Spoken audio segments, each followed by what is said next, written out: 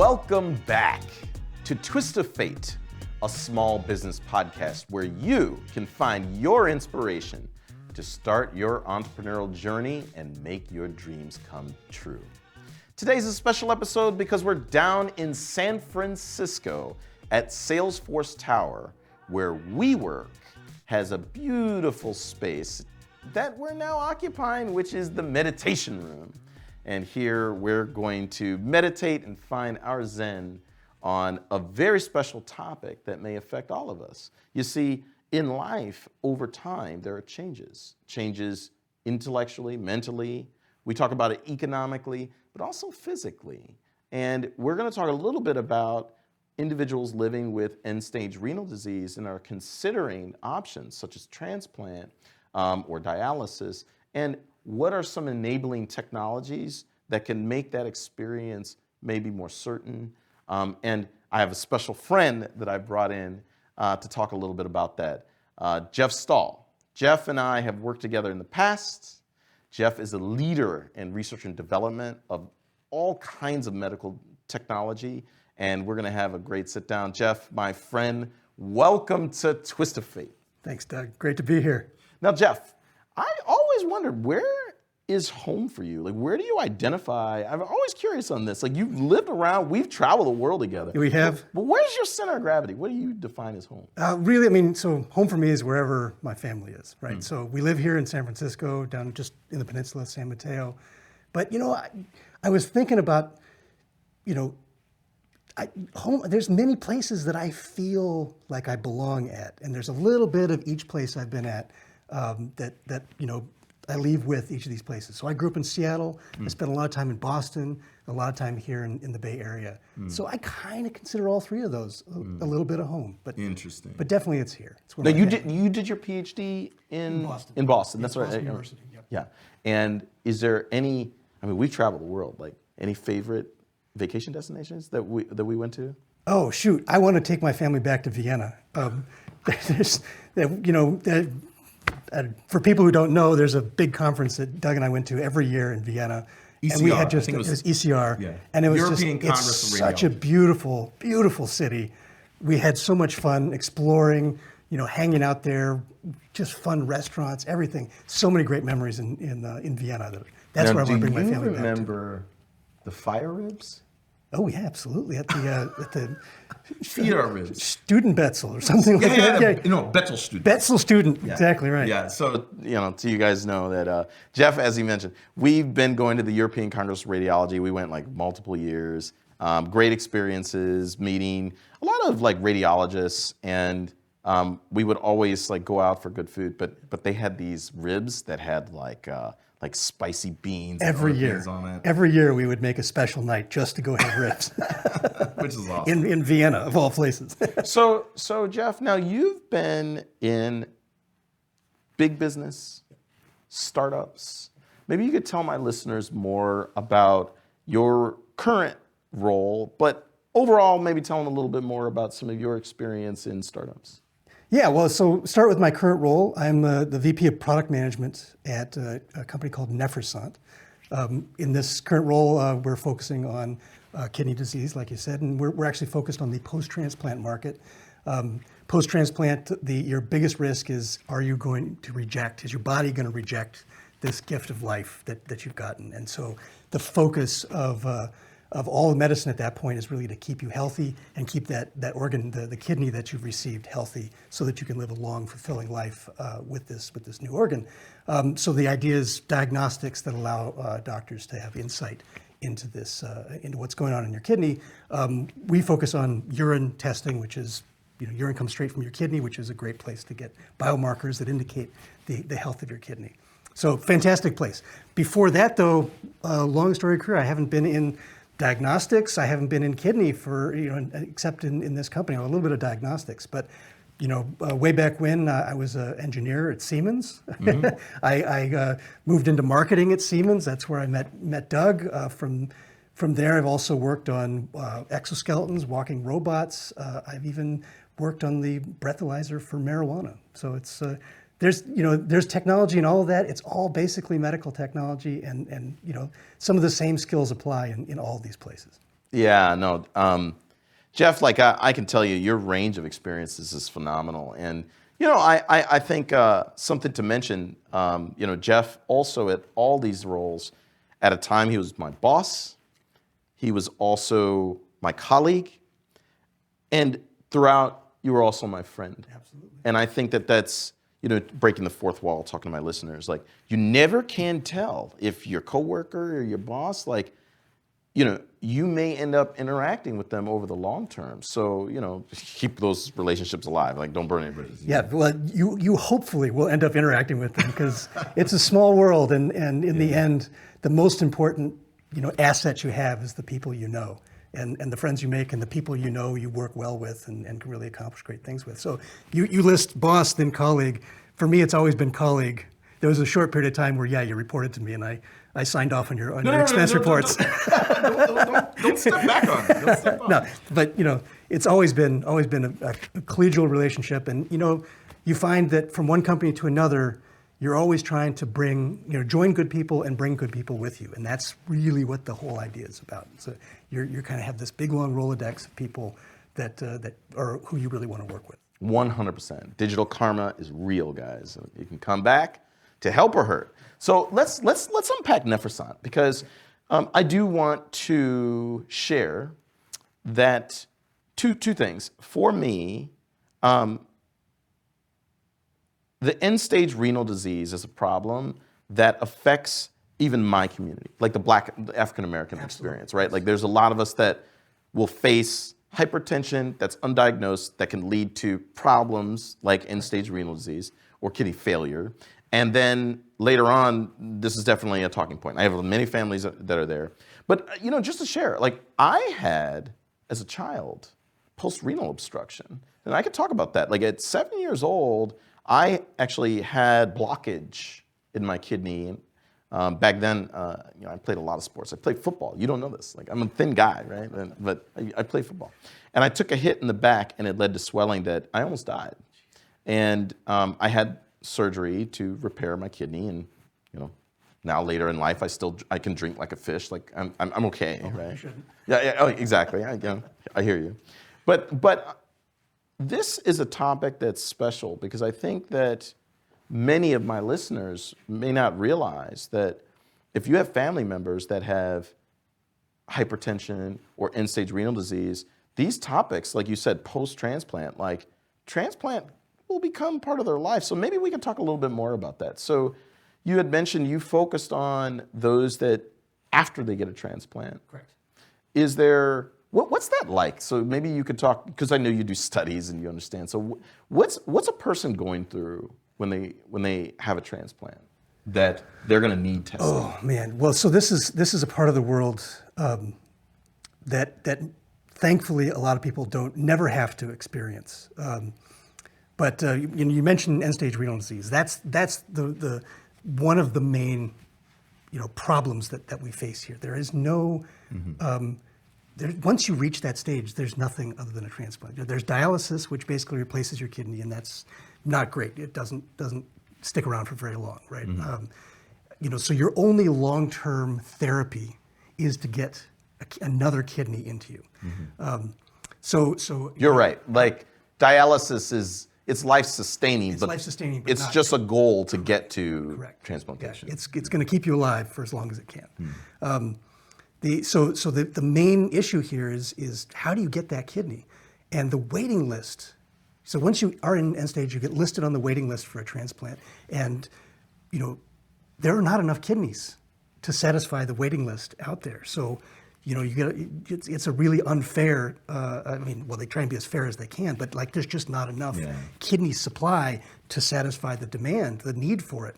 And so in the end, when you do get a transplant, it's a gift. It is something life-saving that is the most precious and special thing you could ever receive, basically. So that's what people are going through. Like this is truly a path out of this hole of renal disease, renal failure. And I appreciate you giving that context to our listeners. Now, you had mentioned about this gift of life that they get. So let's say if somebody receives a kidney, this is from my own personal experience, there seems to be anxiety from an individual that gets a kidney because it's like, I have this gift, but what if something goes wrong? What if there's like a match problem? And maybe, I think that's kind of like where you guys come in, right? Correct. Yeah. So I mean, the idea is, some percentage of kidneys, I don't remember the exact number, but many of them, maybe 50%, you have long-term success, right? But there's 50% of them where the match doesn't work. There's a variety of issues, and your the match means that there's proteins on the donor kidney that your immune system will respond to. And so the way you treat that is you put a recipient on immunosuppression. And the whole idea, one of the main ideas of transplant medicine is to tailor that immunosuppression to maximize, both the preservation of the kidney transplant, but also all of the side effects that immunosuppression can cause. So it's a balance between these two, and that's a huge part of the medicine. And there are doctors out there whose job it is entirely to work with you to keep you healthy. So yeah, there's some anxiety, but it's overcome by the fact that you have this opportunity, and you're granted, hey, you have an opportunity to treat yourself right and do whatever you can to make sure this graft has as many years as possible. So of the group you mentioned, if 50% of the don't work out, what is their options to determine that it didn't work out? Like, is it they have to go to a center? Is it a home test? Is there, like, what is the... Your underlying measurement is a measurement called serum creatinine, which is a measurement of a protein in your blood. And that's a measure of your kidney function, right? So your kidney's filtering everything out great. As its function starts to decline, you can see that you're filtering less and less of this serum creatinine out. So that's what they monitor for kidney function. It's a bit of a late indicator. It's like, your kidney doesn't necessarily always recover once it's lost function. So it's like, you're just mapping the decline. Sure. What you really want to know is, are you in a state where the kidney's inflamed and you can do something about it? You can adjust immunosuppression and prevent that functional decline. And so that's where we have this new world of biomarkers. And there's a whole bunch of companies, international companies, many here in San Francisco, that are focused on this. Our focus, we take a urine sample, which is kind of unique. Most people use blood. And we look at 6 biomarkers in your urine, and then we have a machine learning algorithm that discovers and uncovers the pattern within that to really identify, hey, is your kidney at higher or lower risk of rejecting at this point? And the idea is that should be sensitive enough that you can act earlier and thereby, really have a medical option to tailor that immunosuppression and prevent that functional decline.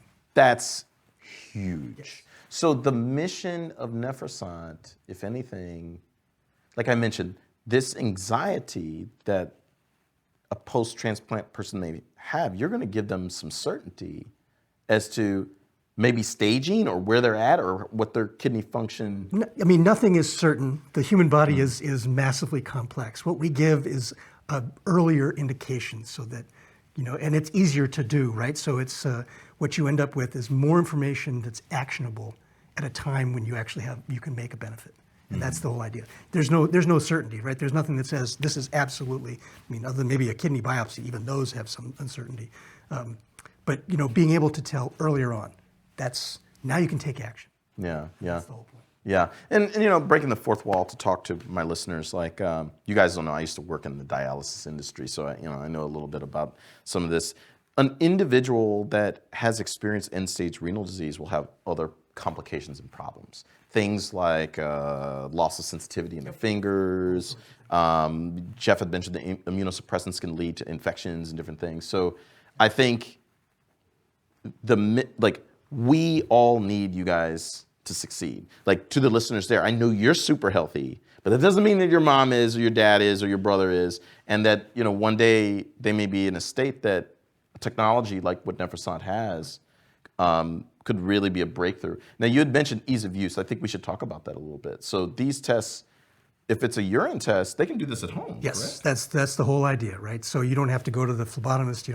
You're getting stuck for all sorts of things, right? You're getting your blood drawn all the time. Yeah. To be able to monitor your kidney function just by peeing into a cup and then sending it off to the lab in the mail, much more convenient. Especially for people who live any distance away, people who work, who can't take all this time off to keep going to the doctor, and then kids. It's just a whole lot easier to have kids pee into a cup or collect urine from the kids. I didn't think about that. Yeah. So pediatrics, like this. There's a whole lot of advantages to doing a urine sample instead of a blood sample. And then how quickly do they get the results? You said 2 days. That's what our What? Yeah, 3 days. Sorry, up to 3 days. But most of it's 2 days. And then they would need to talk to their health provider to get. Your physician actually orders the tests. We contact you, do the collection, and then the lab does it, and we give the results to your physician, who then says, "Yep, okay, distribute," and it goes in. It gets transmitted to the patient as well. Got it. But the person who can act on the results is the physician. And an individual's insurance may cover a test like this? Medicare, we're covered. The other private insurers, we haven't been around for very long, in the marketplace. So this doesn't happen instantaneously. You got to talk to these insurers. Sure. You got to show them all your data, and then they add you to their plans as well. So we're in the process of adding as many as quickly as we possibly can. And then the results are electronic, right? You would. Oh yeah, all digital. Yeah. That's awesome. I mean, I think it is really special that there's a company out there trying to help this vulnerable patient population. And now maybe we could talk a little bit more about. So tell me more about Nephrosant. So you guys are based not far from where you live, right? Yeah, we're based in Brisbane, which is just north of San Mateo and just south of the city. So. And is it pre-seed, seed, or Series A? Like, I'm not sure what. We're Series A, going to be coming up to our Series B pretty soon. Hey, congrats! That's amazing. And you do most of your design and development here in the States, or do you? Entirely, yeah. So the basis for the company is, this doesn't happen overnight, right? So. Our founder, a woman named Minnie Sarwal, is a physician, did 10, 15 years of research she's a transplant nephrologist. So she's been doing research into this area for years and years and years. This test is the culmination of all of that accumulated knowledge. And so, you have to be close to these academic centers. A lot of this development, a lot of the knowledge that went into this has come out of biomarker discovery work and wrong roads, false leads, et cetera, and a lot of that work was done in the university. Clearly, with her being a nephrologist, that must have been the inspiration for Nephrosant. She's seen people needing an answer to this day question, in and day out. clearly. It's her whole world. I used to travel internationally when I used to go to Japan a lot. Yep. And I actually went on a group tour with a colleague of mine, Dr. Ira Davis. Okay. And he is a nephrologist.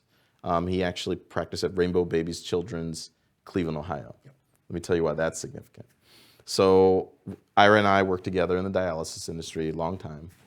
And we went up to Mount Fuji together.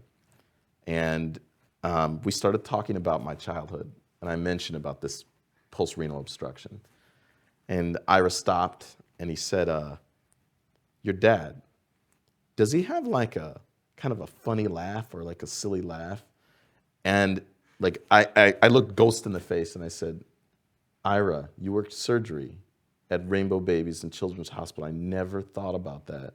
And he said, Doug, you're one of the kids I saved. Good Lord. So that's why your founder, like she has a very special place with me. I want to meet her one day because she gave me more time. Absolutely. She gave me more life. And, I didn't require a transplant because of the procedure they did. Right.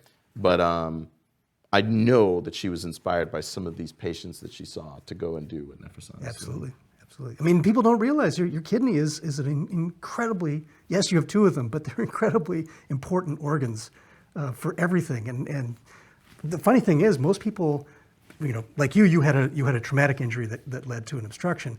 Most people don't discover they have kidney disease until they're like in the relatively late stages. Correct. Yeah. Correct. Actually, my grandmother passed away, and we learned that one of her kidneys didn't even work. Right. It just didn't even function. We just didn't know. A lot of people come in for something else or something that's related to the kidney they just don't realize, and they do the test and they're like, "Whoa, geez, your kidneys are really low. they're close to. It's time to think about what you would do next. Yeah. So there's a lot of lifestyle choices that you can make that preserve your kidneys, and it's an important thing to kind of keep an eye on over time. Yeah. So a home diagnostic test, you guys are building a business around providing a diagnostic test at home. That's a complex system. Like, you guys are doing a lot of cool stuff. So if I break this down, this is my understanding. Someone that meets your indication for use will need a test. You send said test to them. Yep. They provide a sample. They send that back to you now. Correct. Then you run it through your lab. Yep. And then you'll send out results to them. Exactly right. Within 2 days, you do all this. Yes. Well, so if the shipping takes longer, that's where you get a third day. Sure. Right. Sure. Yeah. But basically, yeah, the lab tests, it can be run relatively quickly. We run all these tests in parallel. So we get a urine sample. We split it up into 6 different vials. Everything gets run at the same time. Everything gets combined. And then we get an answer at the end. So it can actually run relatively quickly. To those that may be thinking about a medical device or an innovation like this, you guys did do, is it 510K? Or what was required for clearance? No, okay, so yeah, it's an interesting space from a regulatory standpoint. The FDA has what's called enforcement discretion policy for laboratory developed tests. And laboratory development, what we call an LDT. LDTs are managed by CLIA, which is the Clinical Laboratory Improvement Act, and that's managed by Center of Medicaid Services. So our main regulator is not FDA; it's actually CMS. And so, we work with CMS. We have our CLIA certification for our lab. All of our quality control is documented demanded by CLIA or regulated by CLIA. So it's a different kind of pathway for LDTs. Once you start doing, and that's for something that's run in the lab. Once you start doing, say, an instant test that's at your home, that's where the FDA gets involved, because it's no longer the lab that's doing it. It's now a device that's being run in your home. Understood. So it's an interesting separation. For our current pathway, we don't need the FDA, but if we do anything else, that's where we have to go get engaged with the FDA. So patients in the United States at this time can benefit from this home diagnostic test. Correct. And then in the future, you guys will expand. It's better called a home collection, right? There is a distinction between a home diagnostic. Say, we are all doing COVID tests nowadays, right? That's a great example. Correct. You used to be able to kind of spit into a tube, and then or swab your cheek or whatever, and then put that in the mail and send it off to the lab, get your results. We're much more like that. That's just a home collection. But these new tests where you spit into a cup, dip the stick and in, the result is right there. Yeah. That's now really a home test. And the FDA regulates all of that, but regulates. You're a roadmap guy, a futurist. I am, know this. Yes. Is that the holy grail long term for you guys? You want to eventually get where? Potentially, right? There's a test that you could determine a match issue immediately in the home? Or is that way far out? It's one of the visions we have, for sure. There's a number of factors. It's also, it's when it comes to medical technology, it's not always trying to do the coolest or the most efficient thing. Like, that's really what you want to do. But you have to think about the patient. You have to think about how this is going to impact their care. Is this the best thing for them to have, a test that, I get what's called white coat syndrome. I've been in medicine my entire life. Both my parents were in the hospital. My dad was a surgeon. I still get nervous when I go to the doctor. Do you really? Yeah, but the notion is now, what if you had a test at home where you could test all the time, and every little blip now you're responding to? You got to think about, that may not be the best thing for a patient to have. Mm-hmm. It may be. I don't know. So we have to explore what that option is. But if that's where the best care is delivered, that's the direction we have to go. Mm-hmm. But it's a complex equation. Sure it is. What type of challenges in development that you've experienced? Because you have a lot of experience with different medical technologies. I'm saying even beyond Nephrosant. What are the things that keep you up at night when you're working on like new technology like this? Oh, geez, you said I'm a roadmap guy, right? So Yeah. my role is product manager. We've both been product managers. You know, a product manager has to be a big picture person. So I think about the whole system. It's not just is it going to work, but it's who's it going to benefit in what way? Is it going to be a win-win for both sides? Can we work out the distribution? Can we work out the manufacturing? Can we make it to high enough quality, or are we going to get regulatory clearance? What kind of keeps me up at night is what part of that whole system have we not covered? What's the one part that's going to break? You know, and that's what it comes down to. Each of those things individually we can address, but you have to think about it as a system, and that's because otherwise it doesn't kind of work as a whole. So that's what keeps me up at night. If you could change a certain, so design creep, like, or scope creep, right? Like that's what we're notoriously known for, right? Like It always happens. It always happens. It's a fact of life. like, yeah, you know, engineering always will say, marketing, you guys, like, you always want to do more. But I think one of the reasons why is because you spend so much of your time exploring patients and what we call voice of customer, that you want to advocate for them, right? Like and that's what you're trying to do. And you're one of the ones that get that. You really do. It's like a blessing and a curse at the same time, right? Because design for manufacturability means like, let's come up with like the most cheap or cost-effective way to do something. But it's like, no, you know, you really need to meet the customer need. Oh man. Well, so what gets encapsulated in the notion of voice of customer is what I think is the most fun part of any sort of development project, building a business, building a product, anything like that. It is, you hear the words, the customer is always right? So you go out and you ask people, what do they want? That's like level one. But you got to listen to what's in between the words and figure out what is it they're really saying. Yeah, understood. And then you got to go, they call it human-centered design. You got to kind of get into where they're coming from so you really understand the meaning behind their words. It's almost anthropology. It's like you really get to understand who you're doing something for. And that's the most fun, because when you see that person's eyes light up with something they wanted but they didn't think was possible. Correct. Or they didn't even know was like, you give them, you delight them with something that they never even thought was possible. That's the best thing in the world. I'm really glad you brought this up, Jeff, because I think that's something that's underappreciated, that, as you stated, a customer may not even be aware of what their unmet need is, right? Like, they don't always know what they actually want. Absolutely, absolutely. And as a result, this is an opportunity to bring new behaviors, new technologies, but you got to be on the lookout for that. Like you said, they can't prompt you on that, right? Like, I think that's a very interesting point. So Jeff, throughout your development experience, you've used tools in voice of customer to make better products, and one of them is human-centric design. Right. You had mentioned that. Could you talk a little bit more about what human-centric design means for our listeners? Yeah, absolutely. I mean, so human-centered design is kind of, it's the best kind of name for a much broader concept that you'll find just about anywhere. I mean, engineers are trained in this, designers obviously are trained in this, business people, if they realize it, are trained in this. And it's the notion of design thinking, and it's really reaching out and connecting with who you're trying to benefit, and what do they really need, and not just on the surface, but getting connected with how they live their lives, what their situation is. Because I tell all of my any product manager that I'm learning, you are not your customer, right? And it's so easy to make assumptions that you and the way you live and the thoughts you have are how other people think. And you got to divorce yourself from that thinking, because you'd be incredibly delighted delighted to be surprised by how different people's viewpoints and histories and perspectives are.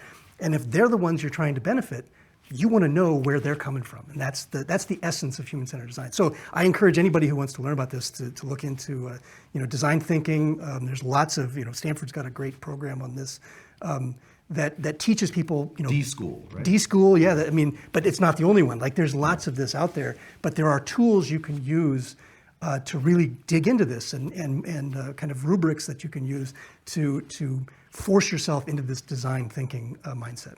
Yeah, I think for our entrepreneurial listeners, definitely, I agree with Jeff. Human-centered design, it should be practiced in business too. And you're right, we because a lot of us have to do market research and we have to really understand our value proposition. But I think it goes back to, like you said, you really have to live the life of the customers that you're thinking about. And this is where diversity of thought, diversity of experience, looking at the world from a different lens is really gonna make your product better at the end of the day. But I mean, it applies, like you said, it applies in business as well, right? It's not just trying to build a widget for somebody or a solution. It's if you're building a program, if you're building messaging for them, trying to reach and deliver a message that they'll understand and resonate with. It's all the same kind of issue. You need to understand where they're coming from. So yeah, from marketing, from engineering, from business, from probably even finance, I don't know, but all of it can benefit from design thinking. Yeah. You really bring passion to a lot of technical challenges, technical teams. Where does this passion come from, Jeff? Why did you want to honestly invent and innovate? Is this from some childhood thing? You're a tinkerer, you like to build things? I've always been a tinkerer. Well, engineers realize who they are sometimes early on. Yes, I was the guy taking apart all my toys and putting them back together. And I hoped I didn't have any screws left over. Guy? Oh, I was totally a Legos guy. Yeah. I mean, yeah. I don't know. I watched 2001: A Space Odyssey, and I built the spaceship, right, with the big long one. Yeah. So it was totally. But the great movie. Absolutely fantastic movie. We're big sci-fi fans. So, but I think underneath it all, really, what drives me is I'm always fascinated, always curious, and I'm always trying to learn something, and then I'm always trying to connect with what people need and who's working with this. It's always an experience. That's the adventure, is who you're with and who you're trying to help, and it's those challenges that are in front of you. And no matter what you're doing, there's something to be passionate about there that connects with you. That's an adventure that you're looking for. I mean, I remember, one time you and I had to give a talk, and we were both just completely stressed out. And we came to terms, the two of us realized, okay, the one way we're going to get through this is to connect with what we're passionate about in this talk. And it was like, mind opened, right? Was like, okay, now I see my way through. I'm just going to speak from my heart here. Yeah. And it was so eye-opening to realize that even in, giving a sales talk about something that we'd given a million times, there was something we were truly passionate about in there. And so the passion, I believe, is in all of us. It's a matter of really finding where it is, right? It's just connecting with that adventure that you can find in just about anything. To some of my listeners that may have family members that may have had a kidney transplant, yes. How do they look up information on Nephrosant? Do you check it out on the website? Yeah, website. We have a health, a phone number you can call. You can send us an email. Any information you want, just reach out to us and we can provide it for sure. Like I said, we're new, so we're trying to get the word out as fast as possible to physicians. If your transplant physician or your nephrologist hasn't heard of us yet, send them the notification. We'll talk to them. We'll let them know everything about our test, and we'll give them the benefits, all the data, all the history, et cetera. And hopefully it's something that will benefit in the care for that patient. Every patient's different, right? Some actually don't need this kind of monitoring. Others absolutely do. For our physician listeners, I hope, Ira, if you're out there, the nephrologists are out there, some of them listen. What are you guys doing for outreach for them? Or do you guys go to trade shows or events? Oh, absolutely. I just got back from the American Society of Transplant Surgeons. I gave a symposium there on how machine learning is going to be revolutionary in the business. So yeah, we reach out as much as possible. It's not as big of a world as you might think. So, we can, there's always people I've never met, but there's some of the big names we see over and over again. So yeah, we're reaching out at trade shows. We do, in services, we'll go straight to the hospital and talk to them right there. Right? Oh, wow. Okay. As much face-to-face as we possibly can. And if they wanted in-service or a demonstration or a discussion, same thing, just go to the website and then they... Yeah. That's the easiest way to reach out to us. these phone numbers, these emails get staffed all the time, and the moment you send an email, it goes straight to the right person. You said you were presenting at this conference. You guys have done some research and some publications in this area, or? Yeah, well, I mean, it's kind of a core competency of our company. This world of machine learning. Give a quick précis of the talk. Basically, I mean, if you look at the world of medicine right now, it is awash in data, and it's your kind of classical methods look for linear methods, kind of independent variables that and you can kind of find your own patterns in that, or everything's kind of straight lines. But life is not that. Life is nonlinear, high dimensional. It's correlated in weird, non-intuitive ways. And so the way when you have all this data and you want to find the pattern in a 12-dimensional problem, like 12 data points, somewhere in there's a pattern, you need the help of computers. And this, machine learning is so powerful nowadays, and it's growing every day. It's a new tool too, in the last decade, right? Absolutely, yes. In the last decade, it's just taken off.